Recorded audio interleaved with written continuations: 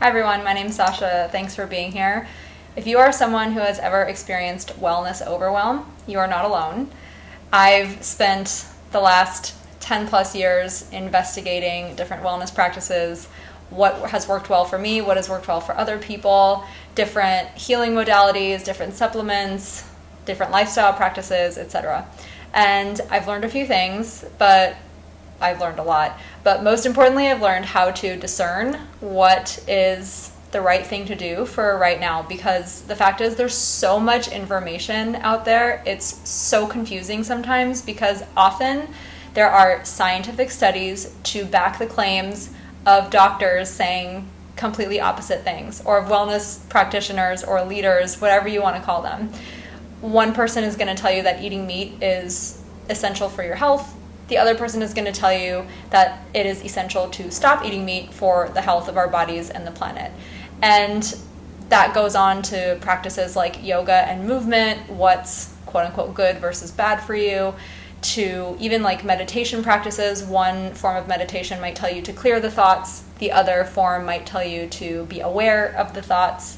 Even in things like branding for food products, like, for example, putting things on the package like all natural ingredients or recycled packaging, when in fact there are maybe other not so ecological ingredients or even materials in the packaging that are a little bit harmful or toxic, etc. So it's all just a mess. It can be very confusing, but it doesn't have to be all the time.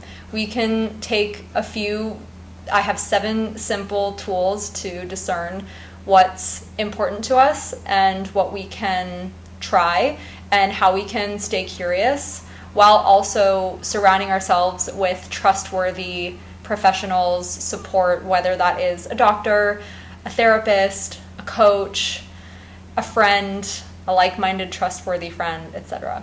So these are just 7 simple things I came up with. If they're useful for you to help figure out what the heck to do in wellness, what things to choose, and also maybe what not to choose, like where to back off. So the first one is revisiting your values, like what's important to you about the health of your mind, your body, and the planet, because as I mentioned, it's all interconnected. And then we have reflecting on what's going well for you right now, and also what you'd like to improve. That's physically, that's mentally, and emotionally. So what's going well and what would you like to improve? And then we have reviewing the wellness people you follow on social media, if you do that, or even newsletters, and also reviewing the practices that you're already doing, like which people and practices are resonating with you and which ones can you move on from. Then we have researching whatever doctors or health professionals and products you're currently trying and or maybe would like to try in the future. You can make a list, I've done it before, or a spreadsheet if that's helpful, with notes, and you can also refer to like-minded friends for referrals and then discern and deduce from there.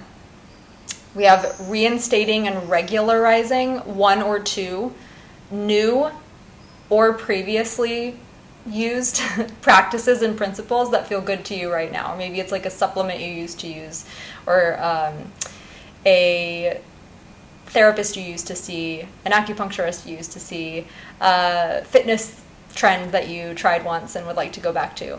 And you can stick with that for a couple months based on maybe the recommendation of a professional, or maybe even just a week, and see how it feels. Again, it's always about like coming back and noticing how the thing feels for you.